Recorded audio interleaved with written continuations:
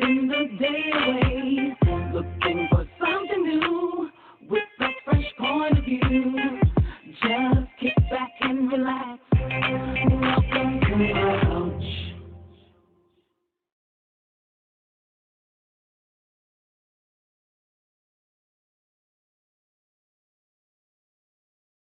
Hi, I'm Val Jackson, and welcome to the Good Couch. This week we're going to talk about our gone but not forgotten icons that we've lost this week. Hammerin' Hank Aaron, Larry King, and the incomparable Miss Cicely Tyson. Yes, let's talk about Hammerin' Hank Aaron for a minute, shall we? Hammerin' Hank Aaron was from Mobile, Alabama, a native son of Mobile, Alabama. He was born in 1934, and he got his start playing baseball, playing sandlot baseball. Now, for those of you that don't know anything about sandlot or never heard of sandlot baseball, that's when neighborhood teams or teams from different districts, just like in school or college,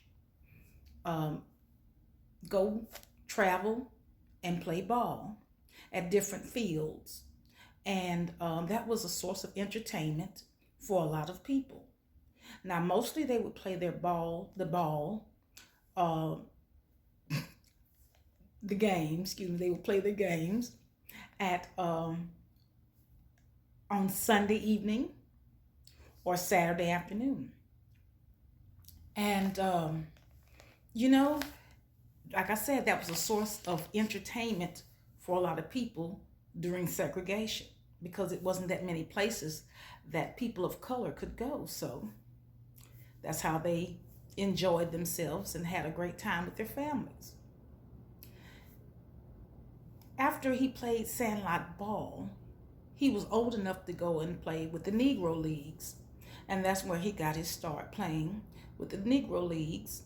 And he learned a lot from him. He, quote, he had learned quite, if not everything, from the Negro Leagues. And when he brought it to the major leagues, they couldn't help but to notice this man had talent. This man was great. And he was. He was so great, he broke Babe Ruth's home run record of 714 home run hits. Now that was putting in work. But Hank Aaron put it into overdrive. He beat Babe Ruth's record, 755 home run hits. That's what Hank Aaron brought to the new record. And I mean, his first major league team he played on was the Milwaukee Bruins.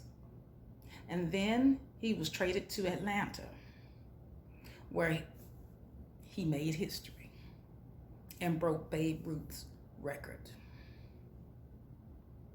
And after retiring, he settled in Atlanta. Now, mind you, when he broke Babe Ruth's record, there's a lot of people that didn't like that, and they were sending death threats and all kind of things to, discourage him. But it didn't happen. He kept his cool. He had his mind set to do this, and he did. And I just want to say that my condolences go out to the family, the Aaron family here in Mobile and Atlanta and wherever they may be. And I salute Hank Aaron for being one of our native sons. And now we're going to go and talk about Larry King. You'll have to excuse my neighbors, they're kind of loud. Larry King, journalist, radio host, television host. Yes. Larry King, I'm sure you know of Larry King. Larry King, to me, is a non biased uh, television show host and radio show host, because I know that if he caught you in a lie, or if you try to sugarcoat, he didn't.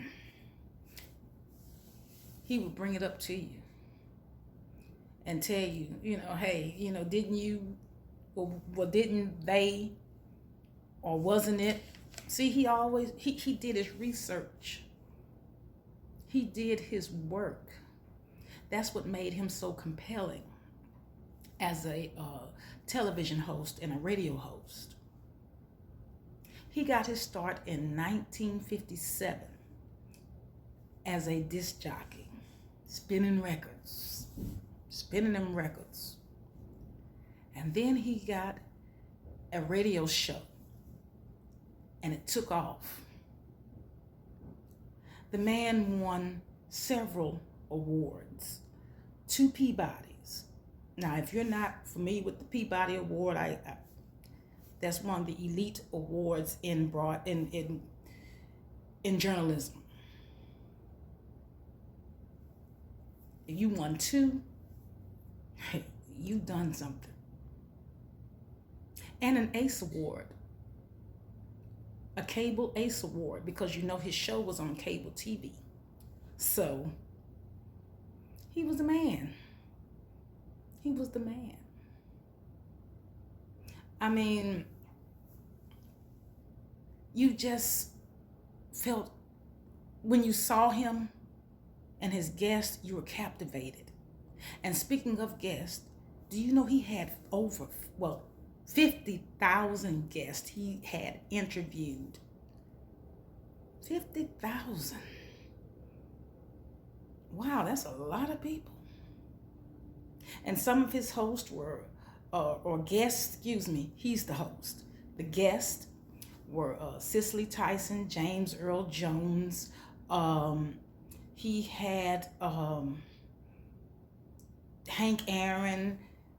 He had several presidents, congressmen, congresswomen, actresses, actors, whomever it was that he felt that had an importance or had something to say, or he just wanted them on his show because of their accomplishments and their worldviews. And I really enjoyed him. I really enjoyed Larry King. And he will be missed. He's missed already. So we're going to go on to the next person, our next icon. She's a screen, television screen, and an author. She's an actress and an author. And, what can you really say about Cicely Tyson except she was one of the greatest? She brought depth and passion and clarity to each and every role she portrayed. And she was very careful on how she chose each and every role. She had said that her mother didn't want her to be an actress. She was afraid that she was going to get out there, I guess, and get caught up in what's going on. The same thing that's going on now went on then. And her mother had concerns, which every mother should. But she showed her mother, hey, you have nothing to worry about, in true Cicely Tyson fashion. And she had won several awards. A Lifetime Achievement Award President Obama had gave her. She had received that.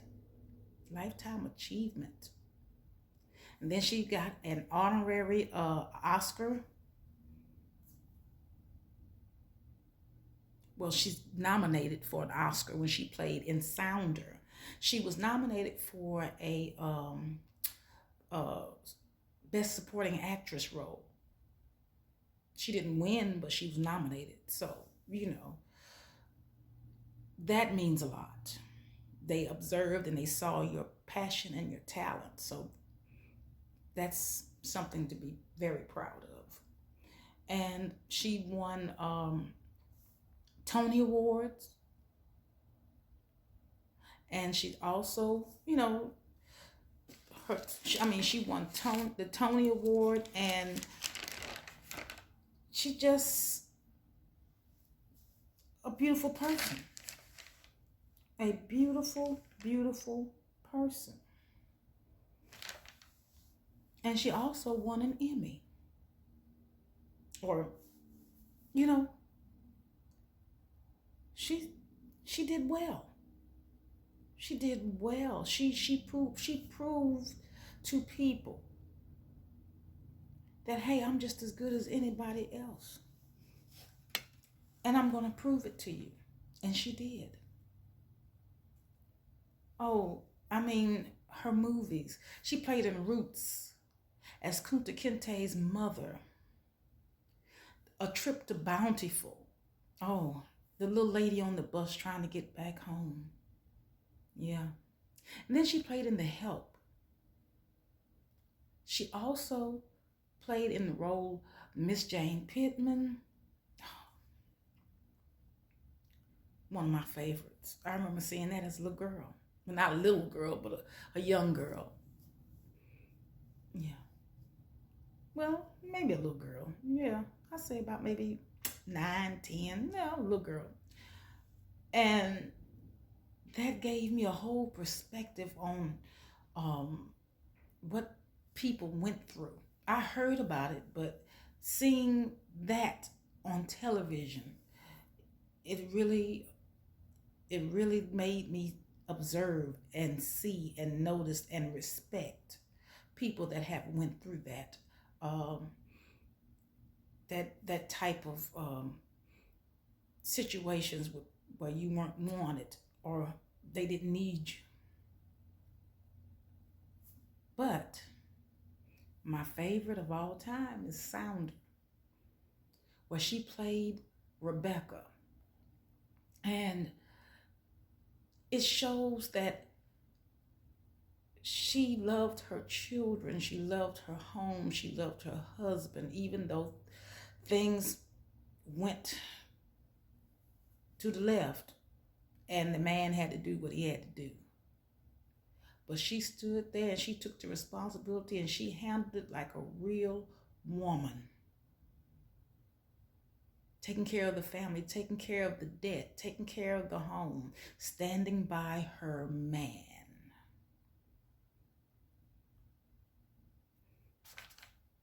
Yeah, that's one of my favorites. That's one of my favorites. But you know, she started in a movie called 12 Angry Men. She had a small role. And after that, she started finding better roles. Better roles were coming to her. More advancement, more achievement. A life well lived. And do you know that she was married to famous jazz musicianist Miles Davis? I mean, a power couple if there ever was one. Yeah, you got that right. A power couple. But did you also know that Cicely Tyson is from Harlem? She's from Harlem, New York. And did you also know that she started off not in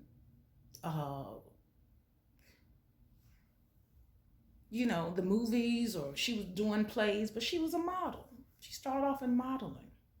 And then she started going and working in plays and acting in plays, and then moving on to the next plateau and the next plateau.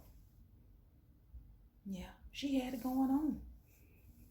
She had it going on. And 97 years old. Wow. You know, you can learn a lot from a life lived like that. I feel that she lived it to the fullest. I felt in my heart that she set a goal and she achieved it. I'm sure she had problems, setbacks, but she pushed on through. And she deserved all of them. All of the people that I've talked to about on my show, so I talked to you about on my show, deserve icon. Deserved. Well deserved. And I just want to tell you that even though things have gotten kind of strange and we're still going through this pandemic, and even though people are still going through the trials and tribulations of keeping jobs and trying to stay well and just day to day, keep your head up. Keep prayed up. And love yourself.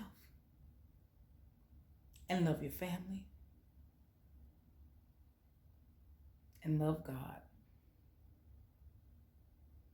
And I would like to say good evening and God bless. And thank you for tuning in to The Good Couch. I'll see you next week.